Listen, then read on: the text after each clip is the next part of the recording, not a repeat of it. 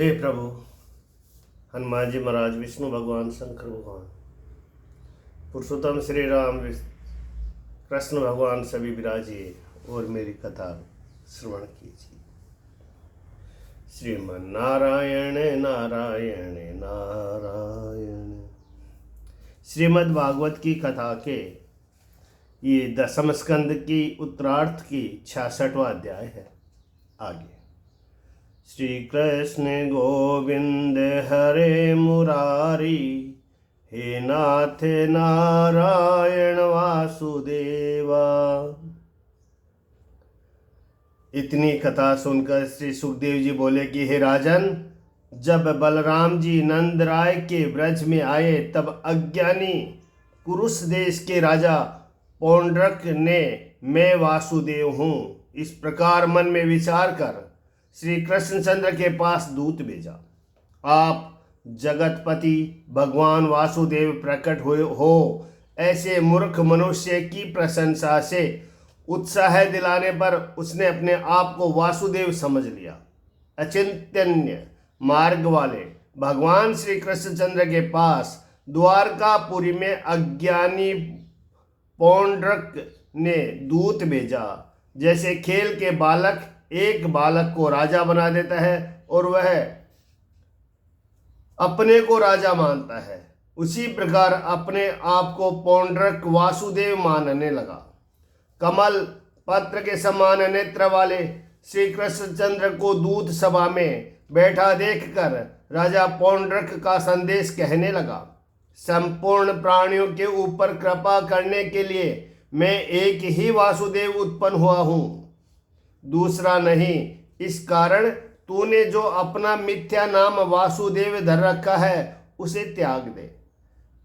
हे यादव मुड, तूने मेरे चिन्ह गदा पद्मादि जो धारण कर रखे हैं उन्हें शीघ्र ही त्याग कर मेरी शरण में आ, और जो इन्हें त्याग न दे और मेरी शरण न आवे तो मुझसे युद्ध करने के लिए तैयारी कर। श्री सुखदेव जी बोले कि हे राजन, इस प्रकार मंद बुद्धि पौंड्रक का संदेशा सुन उग्र सेनादि सब सभासद इस बात को असत्य जानकर हंसने लगे। इसके उपरांत भगवान श्री कृष्णचंद्र हंसकर दूत से कहने लगे कि हे मूर्ख, कृत्रिम सुदर्शन आदि चिन्हों से तू अपनी ऐसी बड़ाई करता है, उन चिन्हों को मैं तुझ पर से छुड़ा दूंगा। हे अज्ञानी, जिस समय तू अपने मुख का ढककर और काक गृध्र बगलों से गिरकर मर के सोएगा, उस समय तू कुत्तों की शरण लेगा, अर्थात वे तुझको भक्षण करेंगे। उस समय जो श्री कृष्णचंद्र ने अनादर करके कहा सो उसी प्रकार दूत ने अपने स्वामी मिथ्या वासुदेव से आकर सब कहा, और श्री कृष्णचंद्र जी भी रथ में चढ़कर काशीपुरी को गए, क्योंकि उस समय पौंड्रक भी अपने मित्र काशी नरेश के यहाँ आया था, इसलिए श्री कृष्णचंद्र भी वहां पहुंचे। हे राजा परीक्षित, उस समय महारथी पौंड्रक भी श्री कृष्णचंद्र के युद्ध का उद्यम जान 2 अक्षोहिणी सेना संग लेकर शीघ्र ही काशीपुरी से बाहर निकला। उस पौंड्रक का मित्र काशी नरेश मित्र की सहायता करने के लिए पीछे से आया। तब 3 अक्षोणी सेना संग लिए पौंड्रक का भगवान श्री कृष्णचंद्र ने देखा, जो शंख चक्र तलवार गदा धनुष भृगुलता आदि चिन्ह युक्त और कौस्तुभ मणि धारण के वनमाला से देदीप्यमान रेशमी पीली धोती ऊपर न पहने, गरुड़ ध्वज बड़े मोल का मुकुट और आभूषण पहने, मकराकृत कुंडलों से प्रकाशमान है। श्री सुखदेव जी बोले कि हे भरत वंश परीक्षित, जैसे रंगभूमि में वेश बनाकर नट आता है, उसी प्रकार अपने समान वेश बनाए मिथ्या वासुदेव को देखकर श्री कृष्णचंद्र हंसने लगे, क्योंकि नकली ने ज्यों की त्यों नकल उतारी थी। इसके उपरांत शत्रु लोग भगवान श्री कृष्णचंद्र के ऊपर त्रिशूल गदा बेड़े बर्छी गुर्जे नेजा तलवार पटा बाण आदि अस्त्र चलाने लगे। जैसे प्रलय अग्नि, जरायुज, स्वदज, अंडज, पिंडज इन चारों प्रकार के प्राणियों को पीड़ा देती है, उसी प्रकार भगवान वासुदेव, मिथ्या वासुदेव और काशी नरेश वह उनके हाथी, घोड़े, प्यादे इत्यादि संपूर्ण चतुरंगिनी सेना को गदा, तलवार, चक्र और बाण आदि से पीड़ा देने लगे। हे महाराज, चक्र से कटे हुए रथ, घोड़े, हाथी और प्यादे जिसमें पड़े वह भूमि उस समय भगवान भूतनाथ की क्रीड़ा भूमि के समान भयंकर लगने लगी, जिसको देखकर वीर पुरुषों के हृदय में अति आनंद प्राप्त हुआ। सेना मारने के उपरांत सूर वंशोत्पन्न श्री कृष्णचंद्र क्रोधित होकर पौंड्रक से कहने लगे कि हे पापिष्ट, जो तूने दूध से कहलाया था वह शस्त्र अब तुझ पर ही छोड़ता हूं। अरे अज्ञानी, जो तूने हमारा मिथ्या नाम वासुदेव रख लिया है, यह तेरा नाम शीघ्र ही छूट जाएगा, और यदि तेरे सम्मुख युद्ध न करूं तो तेरी शरण लूंगा। हे राजन, इस प्रकार तिरस्कार कर अत्यंत तीक्ष्ण धार वाले बाणों से पौंड्रक का रथ तोड़, जिस प्रकार देवराज इंद्र ने अपने व्रज से पर्वत का शिखर काटते हैं, उसी प्रकार भगवान श्री कृष्णचंद्र ने मिथ्या वासुदेव पौंड्रक का सिर काट डाला। इसके उपरांत हे परीक्षित, काशी नरेश का बाणों से सिर उखाड़ काशीपुरी में ऐसे पटक दिया कि जिस प्रकार कमल कोष को पवन पटक देता है, इसी प्रकार मित्र सहित मिथ्या वासुदेव को मार सिद्धों से गाई हुई अपनी कीर्ति को श्रवण करते हुए भगवान वासुदेव द्वारकापुरी में आए। श्री सुखदेव जी बोले कि हे राजन, सदा भगवान का ध्यान करने के कारण कट गए सब बंधन जिसके, ऐसा वह मिथ्या वासुदेव पौंड्रिक श्री कृष्णचंद्र का रूप धारण किए तन्मन्य हो गया। हे महाराज, काशी के राजद्वार पर कुंडलों सहित पड़े सिर को देखकर यह क्या है, किसका सिर है, इस प्रकार मनुष्य संदेह करने लगे। हे कुरुकुल के शोभा रूप परीक्षित, पीछे काशीपुरी के राजा का सिर जानकर रानी, पुत्र, भाई और पूर्ववासी हे नाथ हम मरे, इस प्रकार कहकर रुदन करने लगे। इस पर एक दृष्टांत भी है, ये कहानी है, सुनिए। एक बनिए ने देखी अपनी दंडी तोलनी छोड़ दी और चोरों के साथ रह कमर बांध चोरी करने लगा। अपने मन में विचार किया कि भला रोजगार है, घड़ी भर में ही हजारों का माल मिल जाता है, सो कहीं किसी चोरों के संग कुमल यानी सेंध दे भीतर घुसे तो जाग हो गई। राजा के सिपाही दौड़ पड़े, सो वह चोर तो संग के सब रफू चक्कर हो गए, परंतु इस बनिए ने न भागा गया। तब निकट ही एक तालाब में तलवार डाल वह बनिया जल में घुसा। अब सिपाहियों को चोर तो मिला नहीं और प्यास लगी तो वह तालाब के निकट आए। सो वहां लाला को देखकर पकड़ा कि तू यहाँ कैसे आए। बनिया बोला कि हे महाराज, मैं सोच के लिए यहाँ आया था, सो चोरों को देख डर के मारे तालाब में घुस गया। फिर आपसे डरा कि कहीं चोर जानकर मुझे भी न पकड़ ले, और चोरों को मैंने पहचान लिया, जिनके नाम भी आपको बतलाता हूँ। परसा, सेहू, रामसहा, फकीरा, ऊधा, लल्ला, बांकेश्वर, सिपाही लाला, ज्ञानी, बाबू सिंह, मुन्नालाल, चोखे, गोरी और मक्खन इत्यादि 50 आदमियों के नाम लिखवाकर सबको पकड़वा दिया। और अब बनिए पर भी गंगाराम घूमे। इसीलिए अपना छोड़ पराया काम नहीं करना चाहिए। देखो, पराया काम करने से पौंड्रिक मारा गया। राधे राधे।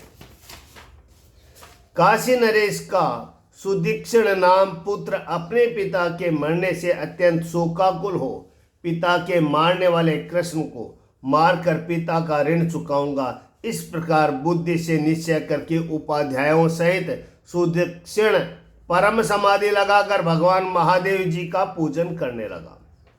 विशेष करके मुक्त भगवान भूतेश्वर प्रसन्न होकर सुदक्षिण वर मांगो, इस प्रकार कहने लगे। तब सुदक्षिणी ने पिता के मारने वाले को मारने का उपाय बताओ, यह वर मांगा। तब भगवान भोलेनाथ बोले कि तू ब्राह्मणों के संग ऋत्विक के समान आज्ञाकारी दक्षिणाग्नि का मारण की विधि से पूजन कर। वह अग्नि प्रमथों के साथ तेरे सब मनोरथों को पूर्ण करेगा, परंतु यह प्रयोग ब्राह्मण की भक्ति से रहित पुरुष पर चलावेगा तो तेरा संकल्प सिद्ध होगा, अर्थात श्री कृष्णचंद्र पर चलावेगा तो उल्टा पड़ेगा, क्योंकि वह तो ब्राह्मणों की सेवा करने वाले और उनके अत्यंत प्रिय है। इस प्रकार आज्ञा पाकर नियम ग्रहण कर सुदक्षिण श्री कृष्ण की घात और उसके मारने के लिए जैसे शिवजी ने आज्ञा दी थी उसी प्रकार करने लगा। हे राजन, तब कुंड में से अत्यंत भयानक मूर्तिमान अग्नि निकला, जिसकी तप्त ताम्र के समान शिखा और दाढ़ी मूछें थी। नेत्र और मुख से अंगारे उगलता था, जिसका मुख दाढ़ और बड़ी तीक्ष्ण भ्रकुटी दंड से विकराल है। इस प्रकार अपनी जीभ से होठों को चाटता, नग्न और दीप्यमान त्रिशूल को घुमाता, बड़े ताल के समान लंबे पांवों से पृथ्वी को कंपायमान और दसों दिशाओं को चलता भूत प्रेतों के संग लिए वह अग्नि द्वारकापुरी में पहुंची। वन के जलने में मृग जैसा त्रास पाते हैं, ऐसी कृत्याग्नि को देखकर उसी प्रकार सब द्वारकावासी लोग त्रास पाने लगे और वे सब भयभीत हो सभा में पासों से खेलते श्री कृष्णचंद्र जी से जाकर कहने लगे कि हे त्रिलोकी के नाथ, अग्नि से सब पूरी भस्म हो ही जाती है, इसकी रक्षा करो। मनुष्यों की अधिक व्याकुलता सुन और अपने पूर्ववासियों की घबराहट देखकर शरणागतों के रक्षक श्री कृष्णचंद्र हंसकर भय मत करो, मैं रक्षा करूंगा, इस प्रकार कहने लगे। सबके भीतर बाहर के देखने वाले सामर्थ्यवान श्री कृष्णचंद्र उसे श्री महादेव जी का कृताग्नि जान उसका नाश करने के लिए समीप ही खड़े हुए चक्र से आज्ञा करने लगे। करोड़ सूर्य के समान तेजस्वी प्रलय काल के अग्नि के तुल्य कांतिमान अपने तेज से आकाश, दिशा, स्वर्ग और पृथ्वी को प्रकाशमान करता भगवान का अस्त्र सुदर्शन चक्र उस अग्नि को पीड़ा देने लगा। हे नृपोत्तम परीक्षित, श्री कृष्णचंद्र के अस्त्र के तेज से प्रतिहित और भग्नमुख होकर वह अग्नि पीछे को लौट गई और काशी में आकर यज्ञ कराने वाले ऋतुजों सहित सुदक्षिण को जलाने लगी, क्योंकि अपना किया व्यभिचार है। उसका यही स्वभाव है कि जो शत्रु पर चला जाए तो चल जाए, नहीं तो जो चलावे उसको ही भस्म करे। सो सुदक्षिण को क्षण मात्र में भस्म कर दिया। उस अग्नि के पीछे पीछे आकर श्री कृष्णचंद्र के चक्र ने मचान सहित सभा, हवेली, दुकान, पुर के दरवाजे और खजाने सहित कोठे, अटारी यानी घोड़े, अन्न, इनकी शाला वाली काशीपुरी को क्षण मात्र में भस्म कर दिया।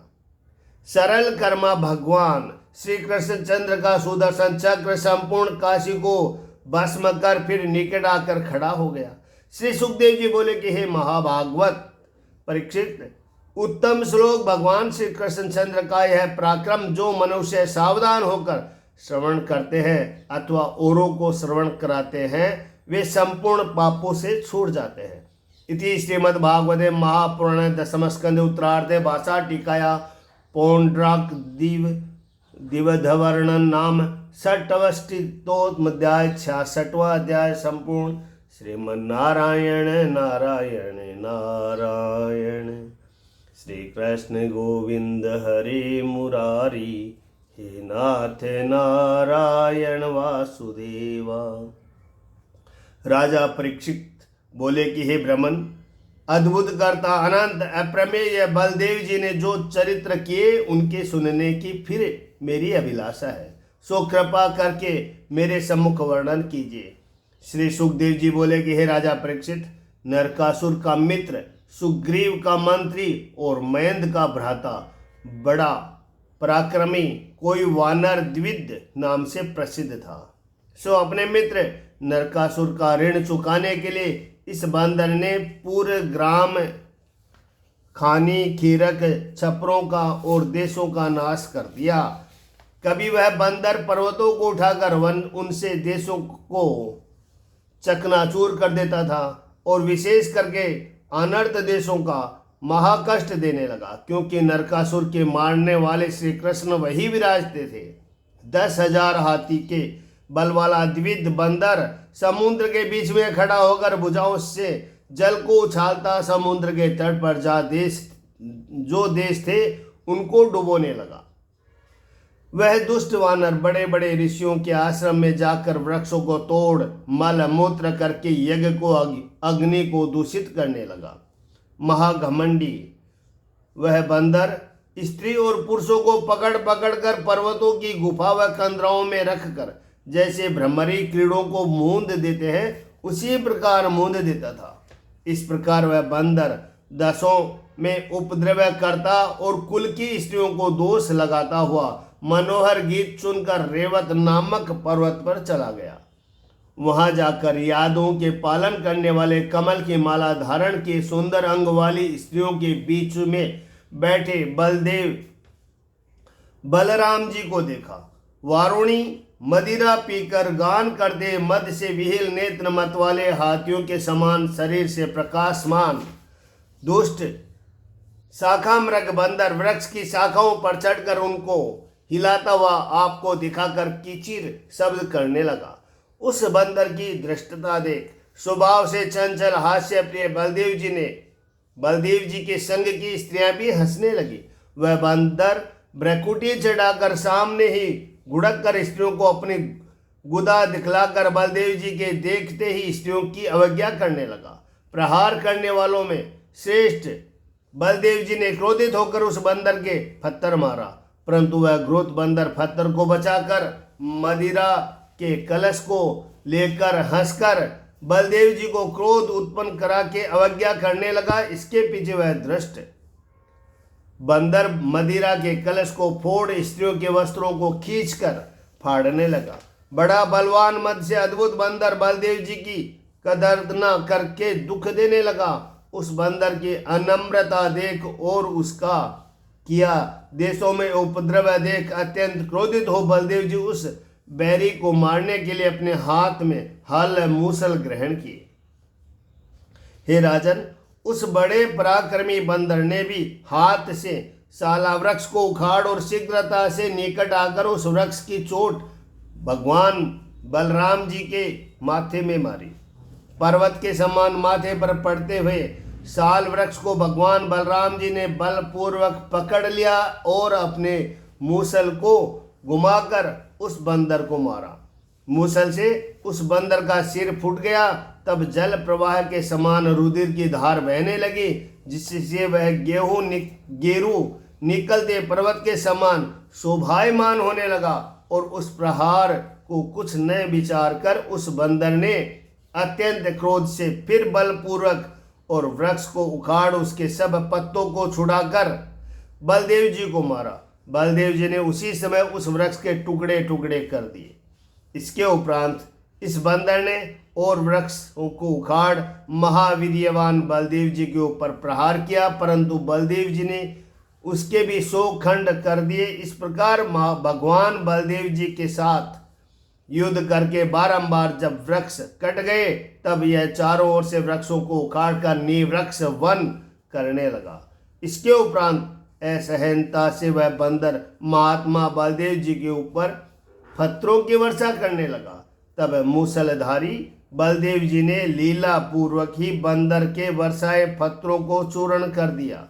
बंदरों के स्वामी इस बंदर ने ताल व्रत के समान बड़ी भुजाओं की मुट्ठी बांध रोहिणी के पुत्र बलराम जी के पास जाकर उनकी छाती में एक गुस्सा मारा। हे राजन, यादवों के इंद्र बलराम जी भी हल मूसल को छोड़ और अत्यंत क्रोधित होकर भुजाओं से उसके कंठ को मर्दन करने लगे।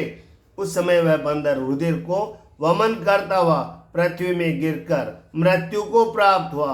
हे कुरु शार्दुल, जिस समय वह बंदर गिरा तब जैसे जल में नाव कांपती है, उसी प्रकार टंक और वृक्षों सहित वह पर्वत कांपने लगा। आकाश मार्ग में देवता सिद्ध मुनीश्वर फूलों की वर्षा कर जय शब्द और नमः शब्द और भले भले शब्द करने लगे। इस प्रकार जगत के नाश करने वाले बंदरों को मार और जनों से स्तुति को प्राप्त होकर ऐसे भगवान बलदेव जी अपने पुरी द्वारकापुरी में आए। इति श्रीमद्भागवते महापुराणे दशम स्कंद उत्तरार्धे भाषा टीकाया द्विविधवदो नाम सप्तष्टमो अध्याय 67वां अध्याय समाप्त। भगवान पुरुषोत्तम श्री राम की जय हो, बलराम जी महाराज की जय हो, कृष्ण भगवान की जय हो। श्री कृष्ण गोविंद हरे मुरारी, हे नाथ नारायण वासुदेवा।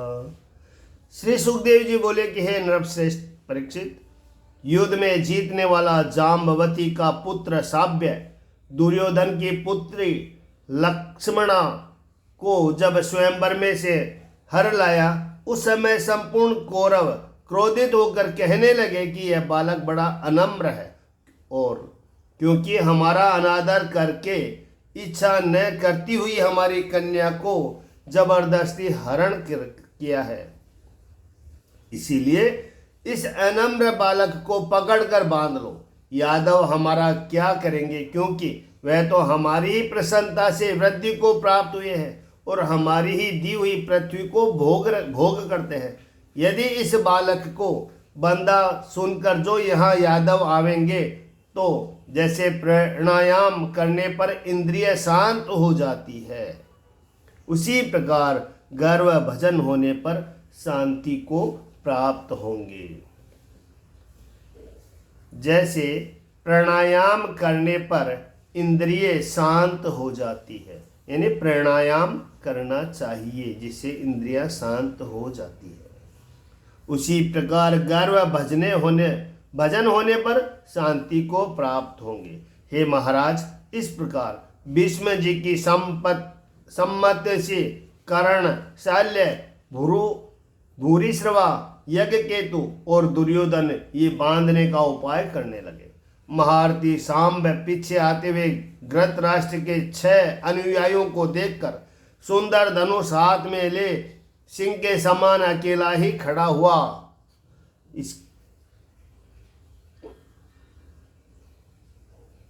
इसके उपरांत कर्णादि धनुषधारी वीर क्रोध में भर सांब को पकड़ने के लिए खड़ा रहे इस प्रकार कहते हुए निकट आकर बाणों की वर्षा करने लगा।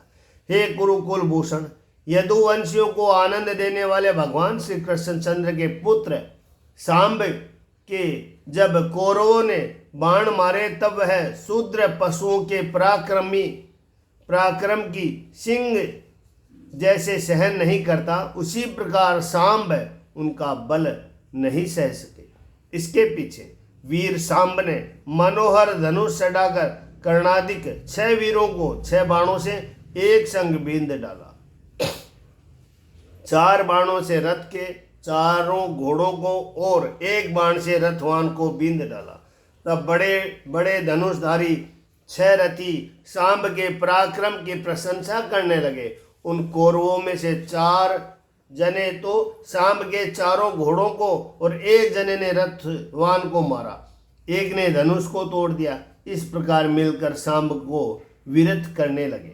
इसके उपरांत हे परीक्षित, कौरव वीर युद्ध में बालक सांब को विरत कर उन्हें बांध जीत के अपनी कन्या ले अपने पुरी में चले गए। हे नृपोत्तम, देव ऋषि नारद जी के मुख से सांब को बंधा सुन यादव अत्यंत क्रोधित हो राजा उग्रसेन की आज्ञा पाकर कौरवों से लड़ने को उद्यम करने लगे। कलयुग के पापों का नाश करने वाले बलदेव जी कौरव और यादवों का विरोध न हो यह विचार कवच पहन हथियार बांध यादवों को समझाकर सूर्य के समान प्रकाशमान रथ में बैठ ब्राह्मण और कुल वृद्ध पुरुषों को संग लेकर जैसे ग्रहों सहित चंद्रमा जाता है उसी प्रकार हस्तिनापुर को चले गए। ग्रहों सहित चंद्रमा जाता है उसी प्रकार हस्तिनापुर को चले गए। हे महाराज, महाबलवान बलराम जी ने हस्तिनापुर में पहुंच और पुर के बाहर बगीचे में ठहरकर कौरवों के अभिप्राय जानने के लिए धृतराष्ट्र के पास उद्धव जी को भेजा। उद्धव जी ने अंबिका के पुत्र धृतराष्ट्र को प्रणाम कर भीष्म जी और वालिक जी सहित द्रोणाचार्य दुर्योधन को विधि पूर्वक प्रणाम करके बलदेव जी आए हैं यह कहा।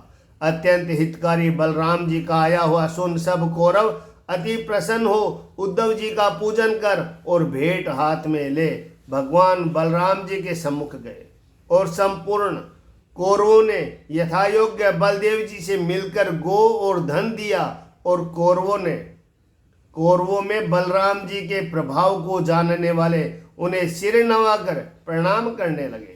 समस्त बंधु बांधुओं की कुशल श्रवण कर परस्पर कुशल क्षेम पूछ इसके पीछे जिनके सुनने से व्याकुलता उत्पन्न हो ऐसा वचन बलराम जी कहने लगे।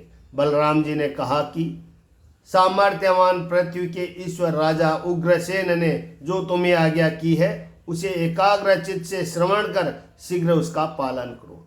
राजा उग्रसेन ने यह कहा है कि तुम बहुत जनों से जो अधर्म कर उस धर्मात्मा बालक को बांध लिया है यह तुम्हारा अपराध। भाइयों की परस्पर एकता रहे, विरोध न हो, इसीलिए हमने सहन कर लिया है। अब तुम शीघ्र सांब को लाकर हमें अर्पण करो।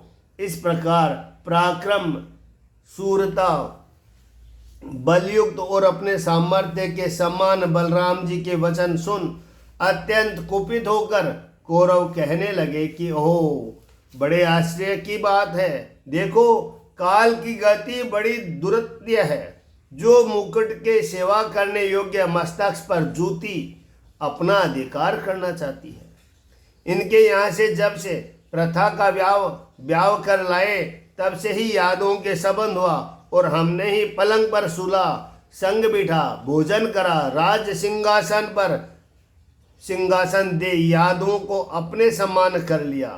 चमर, पंखा, श्वेत छत्र, किरीट, आसन और सैया इत्यादि हमारी दी हुई वस्तु यादव लोग भोग करते हैं। जैसे कोई सर्पों को दूध पिलाता है और वह पिलाने वाले को ही काटते हैं, इसी प्रकार उन्होंने हमारे साथ बर्ताव किया है। ऐसे यादव राज्य की वस्तु छत्र चामृद परिपूर्ण हो और हमारी ही प्रसन्नता से वृद्धि को प्राप्त हुए।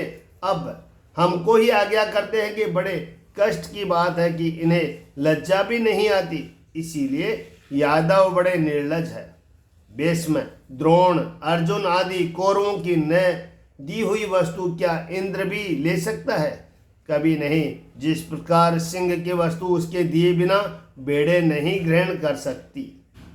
श्री सुखदेव जी बोले कि हे भरत वंश परीक्षित, इस प्रकार जन्म, बंधु और लक्ष्मी मंदोन्मत्त वह असभ्य कौरव बलराम जी से दुर्वचन कहकर हस्तिनापुर को चले गए।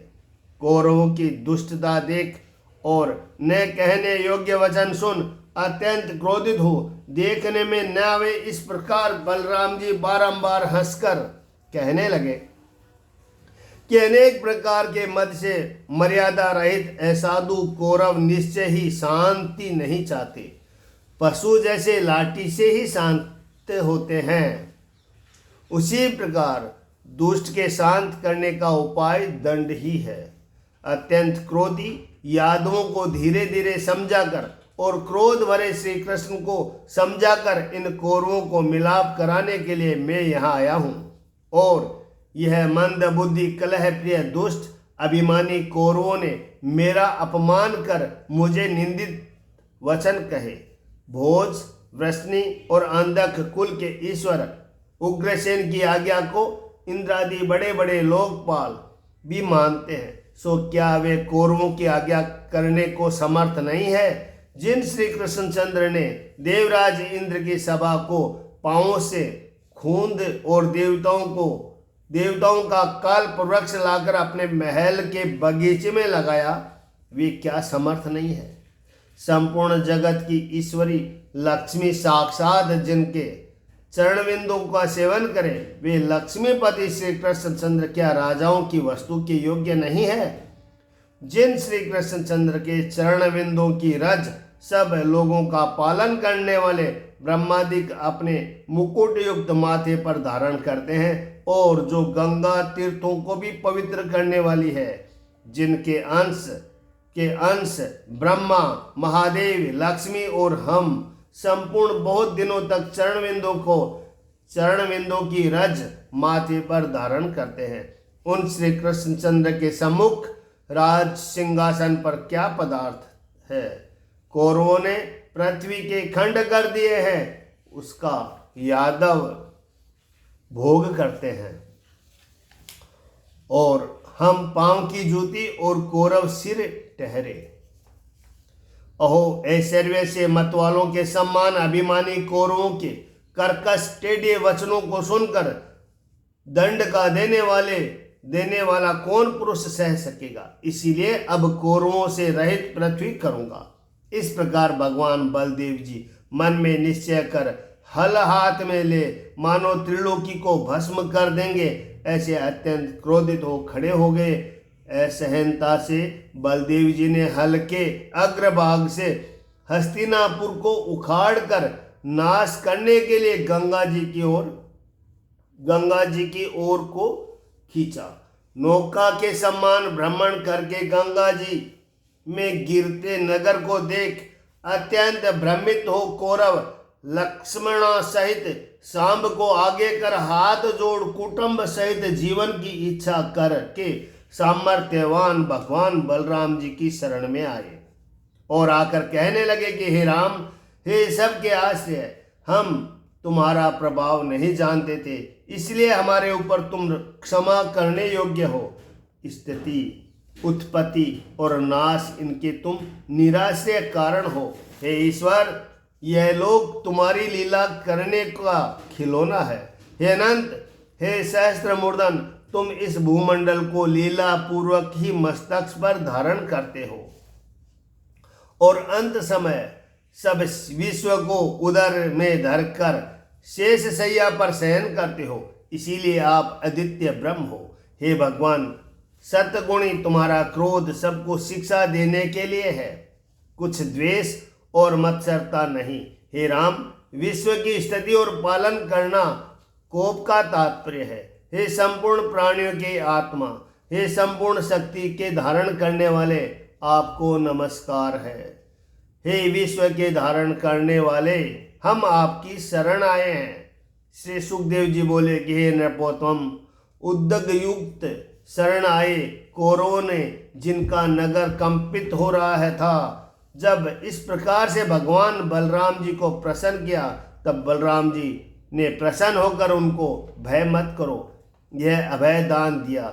इसके उपरांत राजा दुर्योधन ने अपनी कन्या के दहेज में 60 वर्ष की अवस्था के 12 सहस्त्र हाथी और 12,000 घोड़े दिए। हे राजन, सुवर्ण के साज से शोभायमान सूर्य के समान चमचमाहट ऐसे 6,000 रथ दिए, और पुत्री पर प्यार अधिक होने के कारण दुर्योधन ने दुकदू की कंठ में पहने 1000 दासी दी। यादव श्रेष्ठ बलदेव जी ने संपूर्ण दहेज ग्रहण कर और बेटा बहू को संग ले कौरवों का अभिवादन ग्रहण कर वहां से प्रस्थान किया। हे नृप, संपूर्ण कौरवों से विदा हो हलधारी बलदेव जी अपनी पुरी में आकर स्नेह भरे चित्त से सब बंधु बांधवों से मिल उत्तम यादवों की सभा में बैठ कौरवों ने जो जो बात की थी सो सब कहने लगे। हे राजा परीक्षित, इस कारण अब तक हस्तिनापुर बलराम जी के पराक्रम की सूचना करता हुआ दक्षिण दिशा की ओर से गंगा जी में झुका हुआ दिखाई देता है। इति श्रीमद्भागवते महापुराण दशम स्कंद उत्तरार्ध भाषा टीकाया हस्तिनापुर कर्षण संकर्षण विजय वर्णन नाम अष्टपष्टतोम अध्याय 68वां अध्याय संपूर्ण। श्रीमन्नारायण नारायण नारायण। श्री कृष्ण गोविंद हरे मुरारी, हे नाथ नारायण वासुदेवा। श्री सुखदेव जी बोले कि हे पांडु नंदन परीक्षित, नरकासुर को वध कर अकेले भगवान ने बहुत स्त्रियों के साथ विवाह किया। यह बात सुन देखने की इच्छा से देव ऋषि नारद जी द्वारकापुरी में आए। नारद जी विचार करने लगे कि बड़े आश्चर्य की बात है कि एक देह से एक संग अलग अलग घरों में 16 सहस्त्र स्त्रियों का श्री कृष्णचंद्र ने एक ही साथ पाणी ग्रहण किया। इस प्रकार उत्कंठा से नारद जी द्वारकापुरी में आए। जिस द्वारकापुरी में फूली फुलवारी और बाग में पक्षी और भौरों के झुंड गुंजा रहे थे। फूले हुए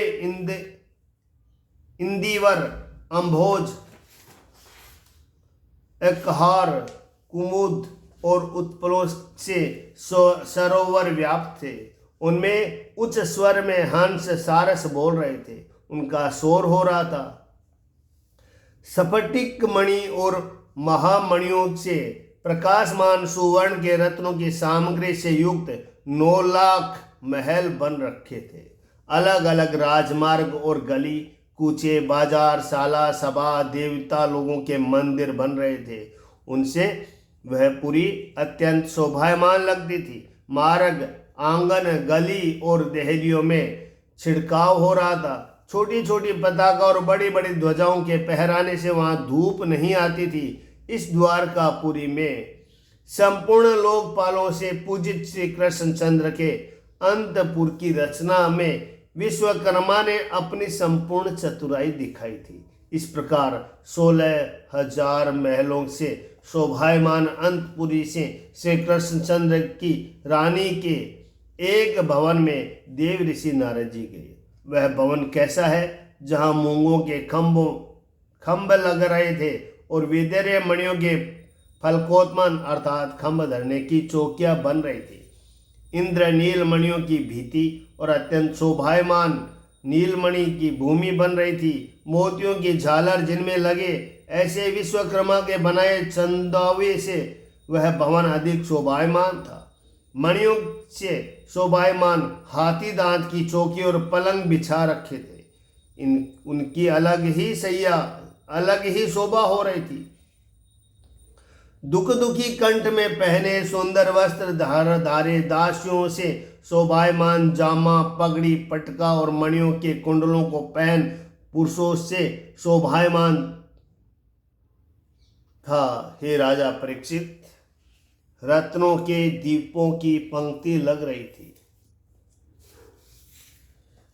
उनके प्रकाश से उस भवन में अंधकार नहीं था और घरों के भीतर अगर की धूपों की धुआं जाली झरोखों में होकर निकल रहा था। उसे देख बादल आए और जान मोर शब्द करके भवन के चित्र विचित्र छज्जों के ऊपर नृत्य कर रहे थे।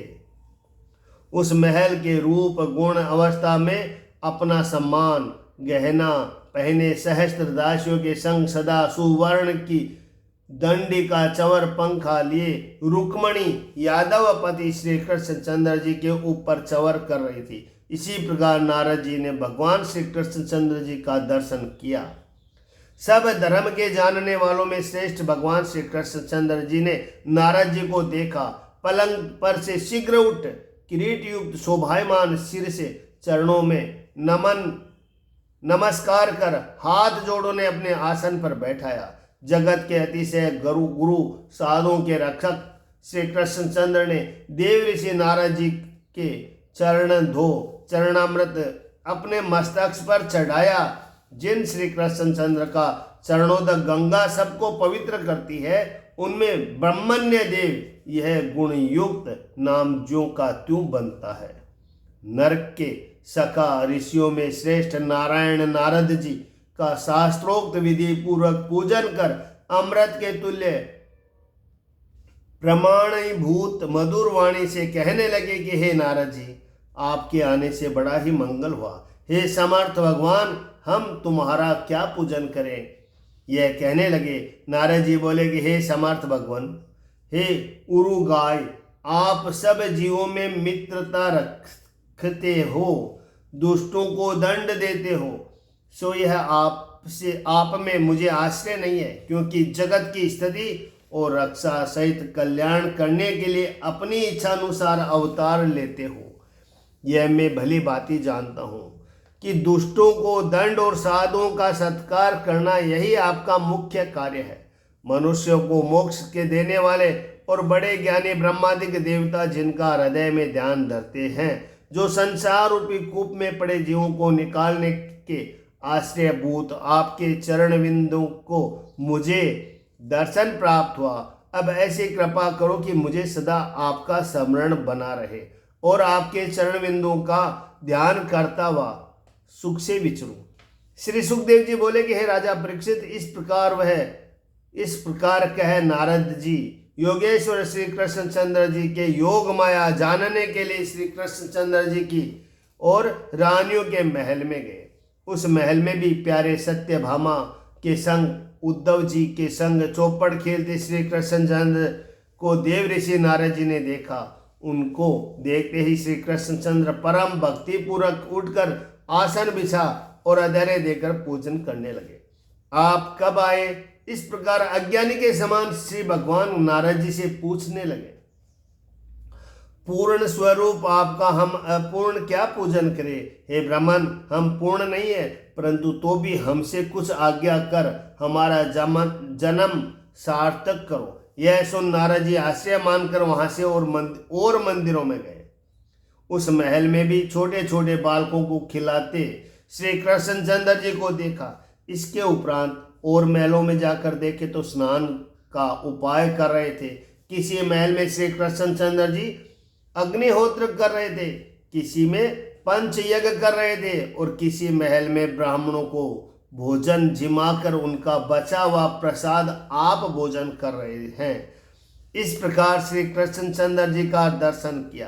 किसी महल में संध्या कर रहे और किसी में मौन होकर गायत्री जप रहे हैं, यानी कृष्ण भगवान गायत्री जप रहे हैं। गायत्री मंत्र सबसे बड़ा है। एक महल में ढाल तलवार लेकर फिर रहे हैं। इस प्रकार श्री कृष्णचंद्र का दर्शन हुआ। किसी महल में घोड़े हाथी रथों पर चढ़कर फिर रहे हैं और किसी महल में शयन कर रहे हैं, बंदीजन स्तुति कर रहे हैं। इस प्रकार भगवान श्री कृष्णचंद्र जी का नारद जी ने दर्शन किया। किसी महल में उद्धववादिक मंत्रियों के संग विहार करते देखा और किसी महल में मुख्य वारांगन स्त्रियों के संग जल में विहार करते श्री कृष्णचंद्र जी का दर्शन किया। किसी महल में श्रृंगार करके ब्राह्मणों को गोदान कर रहे हैं और किसी महल में इतिहास पुराण मंगल रूपी वाक्य श्रवण करते श्री कृष्णचंद्र जी के दर्शन किए। किसी महल में हंसी की बात कहकर श्री कृष्णचंद्र जी प्यारी के संग हंस रहे हैं और किसी महल में अपने धर्म की सेवा करते हैं और किसी महल में अर्थ और काम का संपादन कर रहे हैं। किसी महल में माया से अतीत परब्रह्म का एकासन पर बैठे ध्यान कर रहे हैं और किसी महल में काम भोग पूजन इत्यादि से गुरु की शुश्रूषा कर रहे हैं। किसी महल में वियोग और किसी में मिलाप की बातें कर रहे हैं और किसी महल में बलदेव जी के संग साधुओं के स्वार्थ सुखार्थ अत्यंत यत्न किसी मिलाप की बात करें और किसी महल में बलदेव जी के संग साधुओं के सुखार्थ यत्न कर रहे हैं। ऐसे श्री कृष्णचंद्र का दर्शन किया। किसी महल में पुत्र का समय सदृश स्त्रियों को देखकर विवाह करते हैं और किसी महल में अपनी कन्या के समान वर देख द्रव्यों कर के विवाह करते हैं। किसी महल में कन्या और जमाई को विदा कर रहे हैं और किसी महल में पुत्रों को ससुराल भेजकर उनकी स्त्रियों को बुलाते हैं। इस प्रकार योगेश्वरों के ईश्वर श्री कृष्णचंद्र के पुत्रों का बड़ा उत्सव देख लोग आश्चर्य को प्राप्त हो गए।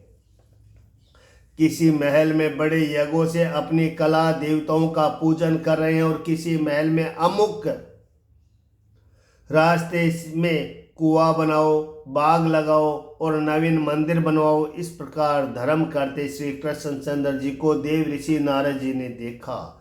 किसी महल में सिद्ध देश के घोड़े पर चढ़ यादों के संग ले शिकार खेलने को जा रहे हैं। वहां चित्र विचित्र पशुओं को मारते श्री कृष्णचंद्र जी को देखा। किसी महल में अपना रूप छिपाकर अंतपुर के भीतर गृहादि में प्रजा का अभिप्राय जानने के लिए विचरते हैं योगेश्वर श्री कृष्णचंद्र जी को देखा। इस प्रकार मनुष्य देह को प्राप्त हुए श्री कृष्णचंद्र जी की योग माया का वैभव देख, संपूर्ण लीला देखने के उपरांत नारद जी हंसकर कहने लगे कि हे योगेश्वर, आपके चरण बिंदों की सेवा करके मेरे मन में प्रकाशमान आपकी योग माया ही केवल हम जानते हैं और आपका सत्य रूप नहीं जानते। हे देव, आपके यश से व्याप्त लोक में सब लोकों में पवित्र करने वाली आपकी लीला मैं गाता फिरूं, यह आज्ञा आप मुझे दे। इस प्रकार नारद जी ने कहा। तब श्री भगवान बोले कि हे ब्राह्मण, मैं धर्म का कहने वाला हूँ और दूसरे को धर्म करता देखकर प्रशंसा करता हूँ। इस कारण सब लोगों के सिखाने के लिए मैं कर्म करता हूँ। इसीलिए हे अंग, तुम अपने मन में खेद मत करो। श्री सुखदेव जी बोले कि हे नृपोत्तम परीक्षित, इस प्रकार गृहस्थ पुरुषों के पवित्र करने वाले श्रेष्ठ धर्म के कर्ता अकेले श्री कृष्णचंद्र को सब घरों में नारद जी ने देखा। अत्यंत पराक्रम से कृष्णचंद्र जी की योग माया का बड़ा उदय बारंबार देखकर लीला पूर्वक ही नारद जी को बड़ा आश्चर्य प्राप्त हुआ। इस प्रकार धर्म, अर्थ, काम, मोक्ष श्रद्धा सहित मन लगाए श्री कृष्णचंद्र जी से भले प्रकार पूजित होकर नारद जी प्रसन्नता पूर्वक श्री कृष्णचंद्र जी को मन में स्मरण करते चले गए। हे राजन, इस प्रकार मनुष्य का मार्ग चलने वाले सब जीवों का कल्याण करने के लिए अनेक मूर्ति धारण करने वाले श्री कृष्णचंद्र 16,000 श्रेष्ठ स्त्रियों के बीच में लाज भरी स्नेह की चितवन हंसन इनसे सेवित होकर रमण करते थे।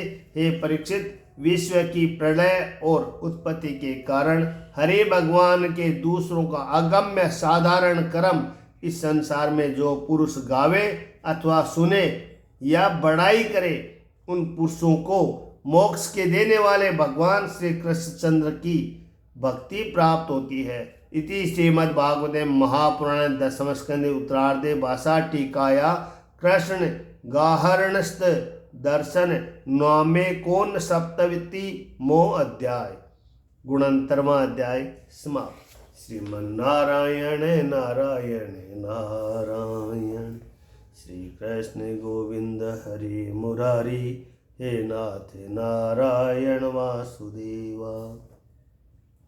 श्री सुखदेव जी बोले कि हे परीक्षित, स्वामियों के गले में भुजा डाले हृदय में चिपटाए श्री कृष्णचंद्र की स्त्रियां प्रातः काल के समय सुवर्ण के सींग मड़े अत्यंत शुद्धि मोतियों की माला पड़ी दूध देने वाली और एक ही बार की ब्याई शोभायमान बछड़ों सहित सुंदर वस्त्र उड़ाकर रूपे से खुरों के अग्रभाग मड़े ऐसे 13,084 गो एक एक महल में प्रतिदिन शोभायमान सत्पात्र ब्राह्मणों को रेशमी वस्त्र, मृगछाला और तिल सहित दान करते थे।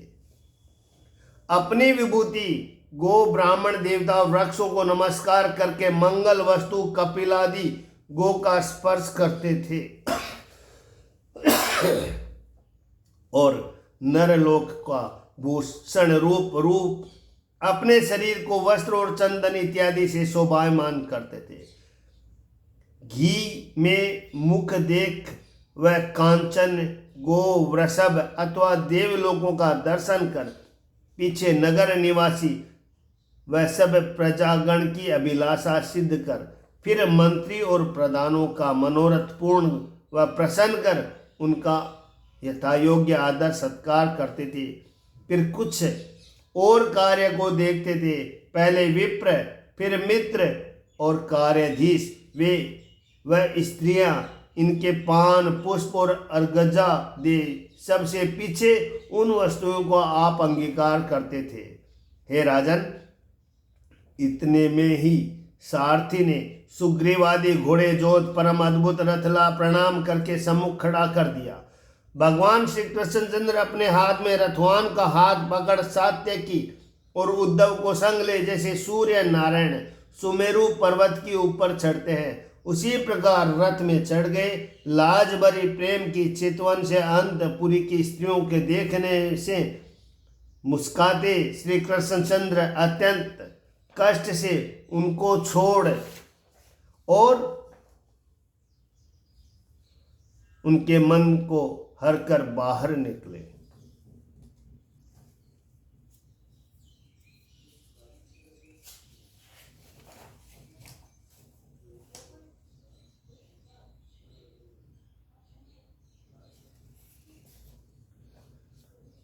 क्षमा करना, एक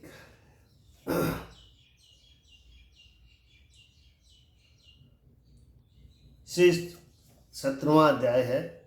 श्री सुखदेव जी बोले कि हे परीक्षित, स्वामियों के गले में भुजा डाल हृदय में चिपटाए श्री कृष्णचंद्र स्त्रियों के प्रातः काल के समय अरुण शिखाओं के मुर्गों का शब्द सुन श्री कृष्णचंद्र जाग उठेंगे। इस प्रकार जानकर विरह से आतुर हो उन मुर्गों से क्रोध कर कहने लगे कि अरे अभागे, तुम अभी से बोलने लगे। श्री कृष्णचंद्र प्रातः काल जानकर कहीं उठ न बैठे। इसके उपरांत प्रातः समय सब पक्षी नींद को त्याग बोलने लगे और कल्प वृक्ष के पवन सुनकर गुंजार करने लगे। उनके मनोहर शब्द की ऐसी शोभा होती थी कि मानो बंदीजन श्री कृष्णचंद्र जी को जगा रहे हैं। अपने प्यारे श्री कृष्णचंद्र जी की भुजाओं के बीच में प्राप्त हुई रुक्मणी आलिंगन का वियोग देख अति सुंदर प्रातः काल के समय को सहन न किया। प्रसन्न इंद्रिय मधु वंशोत्पन्न श्री कृष्णचंद्र ब्रह्म मुहूर्त अर्थात सूर्य उदय से 2-3 घड़ी पहले उठ जल का आसमन कर माया से परे अपने स्वरूप का ध्यान करने लगे। कैसे स्वरूप का ध्यान किया सो कहते हैं। एक अखंड स्वयं ज्योति स्वरूप उपाधि रहित अविनाशी सर्वकाल अविद्या रहित ब्रह्म विश्व की उत्पत्ति और नाश के कारण अपनी शक्ति से देखने में आवे सता मात्र आनंद रूप है। हे राजन, इसके उपरांत निर्मल जल में स्नान कर धोती पहन श्री कृष्णचंद्र संध्या उपासनादि कर्म और अग्निहोत्री कर मौन हो गायत्री मंत्र का जप करने लगे। फिर सूर्य नारायण को धैर्य दे अपने अंश के जो देवता ऋषि पितृ थे उनका तर्पण करके ज्ञानवान श्री कृष्णचंद्र ब्राह्मणों का पूजन करने लगे। इसके उपरांत भगवान श्री कृष्णचंद्र और उनके मन को और सुवर्ण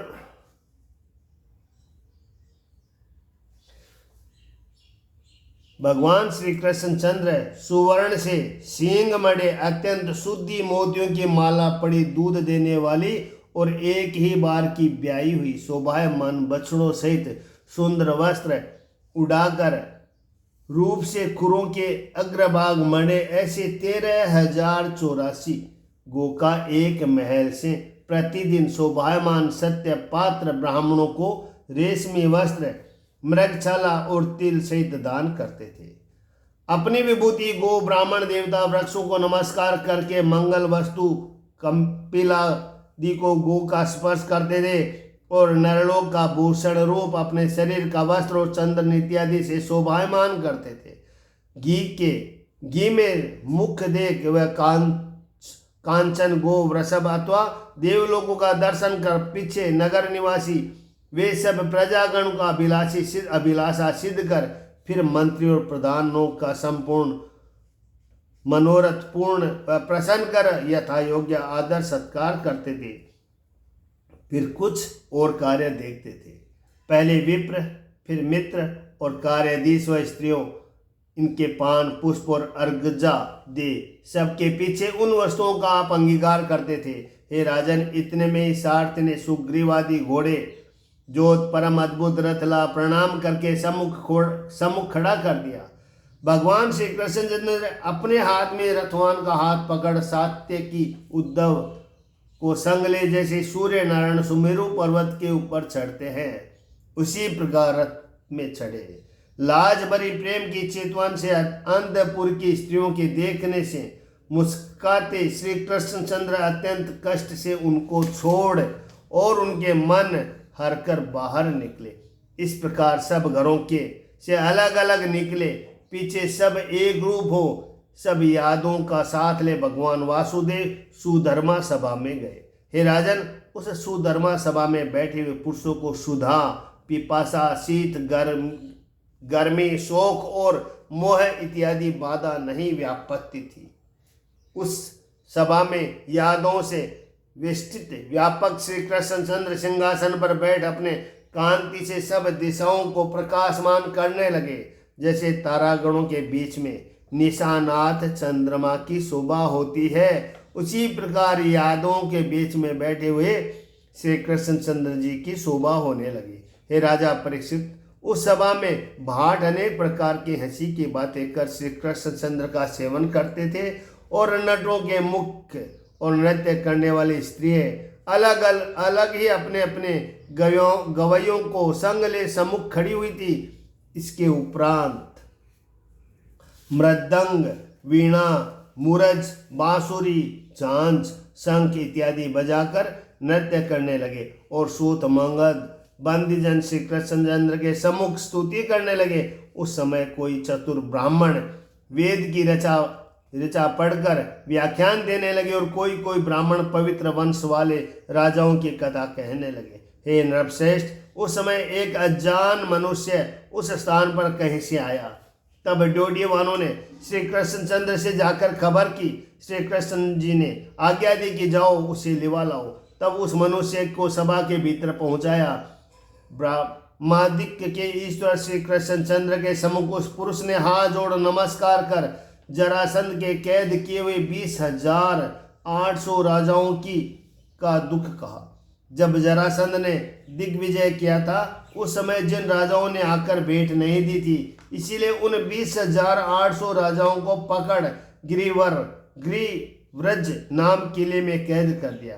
हे कृष्ण, हे अप्रमेय आत्मनम, हे शरणागत का भय काटने वाले, इस संसार में भयभीत तुमसे प्रेम करने वाले हम आपकी शरण आए हैं, क्योंकि ये लोग अतिशय पाप क्रम में लगे रहे हैं और सो आपको बताए हुए कल्याण रूप पूजन सेवन रूप कर्म में भूल रहे हैं। इस संसार में जीने की आशा काटने वाले सामर्थ्यवान काल रूप आपको नमस्कार है। हे भगवान जगत के ईश्वर, आपने इस संसार में साधु पुरुषों की रक्षा और दुष्ट पुरुषों को दंड देने के लिए अपने अंश से अवतार धारण किया है और आपके विद्यमान रहते भी जरासंध शरीर का बलवान तुम्हारी आज्ञा को नहीं मानता। आपकी रक्षा में रह जीव अपने कर्म जनित दुखों को प्राप्त होते हैं, वह इसलिए होते हैं सो हम नहीं जान सकते। हे ईश्वर, यह राज्य के संबंध का सुख विषय साध्य है, इसी से परतंत्र है, इसीलिए यह सुख स्वप्न के समान है और यह शरीर भी सदैव भय से युक्त मृतक के समान है। परंतु तो भी हम इस शरीर से केवल भार्या संतानादि की चिंता करते रहते हैं। निष्काम भक्त जिस स्वतः सुख को आपसे प्राप्त होते हैं उसे त्याग अत्यंत कृपण बने आपकी माया से दुख पाते हैं, क्योंकि पहले निष्काम हो आपके चरणों की शरण नहीं ली। इसीलिए दुखी पुरुषों का शोक हरने वाले जिनके चरण कमल है, ऐसे आप हम बंदे हो का जरासंध रूपी कर्म बंधन से छुड़ाओ। 10,000 हाथियों का बल धारण करने वाले इस जरासंध ने सिंह जिस प्रकार भेड़ों को घेर लेता है, उसी प्रकार अपने दुर्ग में हम राजाओं को रोक रखा है। हे चक्रधर, हे कृष्ण, आपसे 18 बार जरासंध ने संग्राम किया और 17 बार आपने हरा दिया, परंतु 18वीं बार संग्राम में आप मनुष्य लीला कर रण छोड़ गए। आपको यह एक बार जीत महागर्व को प्राप्त हुआ, इसीलिए आपकी प्रजा हमको बहुत दुख दे रहा है। अब आप जो उचित हो सो करो। दूत बोला कि इस प्रकार जरासंध के रोक के आपके दर्शन के अभिलाषा के राजा लोग आपके चरण कमल की शरण लिए हुए इन दिनों का बहुत शीघ्र उद्धार करना चाहिए। हे नृपोत्तम, इस प्रकार राजाओं का दूत कह ही रहा था कि इतने में श्रेष्ठ कांति वाले पीली जटाएं धारण के श्रीमन नारद जी सूर्य के समान वहां आकर प्रकट हुए। सब लोगों के महान ईश्वर भगवान श्री कृष्ण चंद्र जी ने नारद जी को आया देख अपने सभासदों सहित सिर नवाकर प्रणाम करने लगे। आसन पर विराजमान नारद जी का विधि पूर्वक सत्कार करके श्रद्धा सहित मधुर मधुर वचनों का भगवान तृप्त करने लगे। श्री कृष्ण चंद्र जी ने कहा कि हे नारद जी, त्रिलोकी में कहीं भय तो नहीं है। लोकों में तुम्हारा भ्रमण करने से बड़ा लाभ है, क्योंकि घर बैठे ही सब समाचार मिल जाते हैं। ईश्वर के बनाए लोकों में ऐसी कोई बात नहीं है जिसको तुम न जानो, इसीलिए हम तुमसे पूछते हैं कि पांडवों की क्या करने की इच्छा है। यह सुनकर नारद जी ने कहा कि हे समर्थ, आप अपनी माया से ब्रह्मा को भी मोहित करते हो और अपनी अचिंत्य शक्ति से प्राणियों में अंतर्यामी रूप से रहकर भी काष्ठ में रहे अग्नि के समान गुप्त प्रकाश वाले हो। आपकी माया मैंने कई बार अवलोकन की है, इसीलिए यह आपका चरित्र कुछ अद्भुत विदित नहीं होता। यह संसार जो कि मिथ्या होने पर भी आपकी माया से विद्यमान प्रतीत होता है, इसके उत्पन्न पालन और संहार करने वाले आपके अभिप्राय को कौन पुरुष भली भांति जान सकता है, अर्थात कोई भी नहीं जान सकता।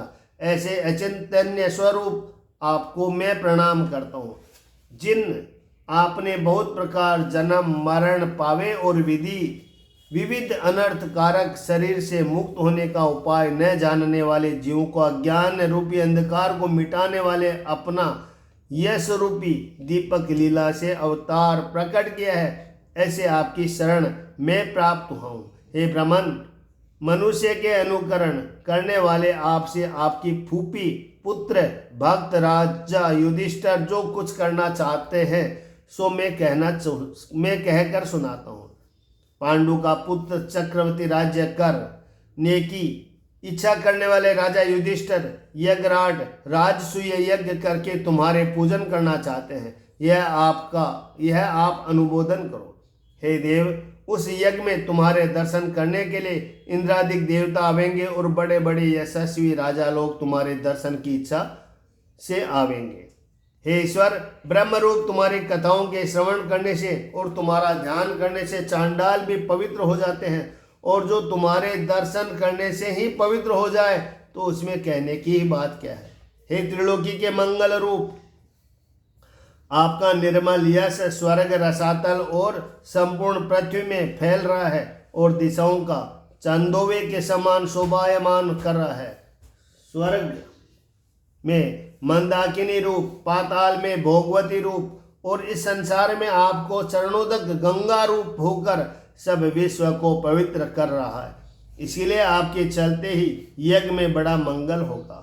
श्री सुखदेव जी कहने लगे कि भरत वंश परीक्षित, इस प्रकार देव ऋषि नारद जी ने जब कहा तब उस सभा में अपनी ओर के यादवों ने जरासंध की जीत की इच्छा से जब यज्ञ में जाने की अनुमति न दी, तब मनोहर वचनों से कुछक मुस्कुराते हुए भगवान श्री कृष्ण चंद्र जी उद्धव जी से बोले,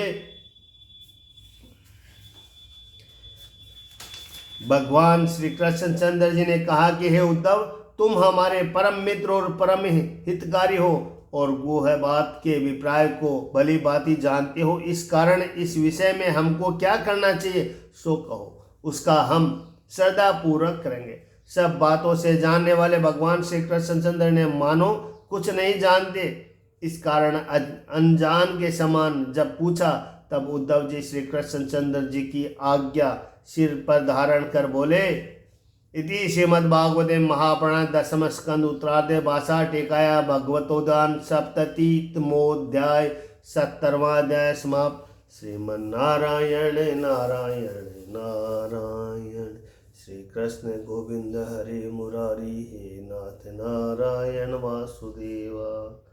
जय हो कृष्ण भगवान की जय।